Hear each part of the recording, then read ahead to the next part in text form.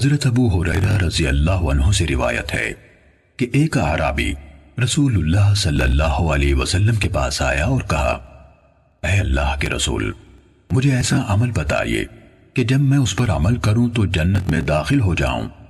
آپ صلی اللہ علیہ وسلم نے فرمایا، تم اللہ کی بندگی کرو، اس کے ساتھ کسی کو شریک نہ ٹھہراؤ، نماز قائم کرو جو تم پر لکھ دی گئی ہے، فرض زکوٰۃ ادا کرو اور رمضان کے روزے رکھو۔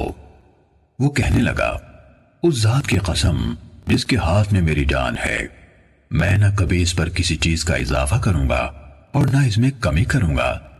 جب وہ واپس جانے لگا تو نبی کریم صلی اللہ علیہ وسلم نے فرمایا، جسے اس بات سے خوشی ہو کہ وہ ایک جنتی آدمی دیکھے تو وہ اسے دیکھ لے۔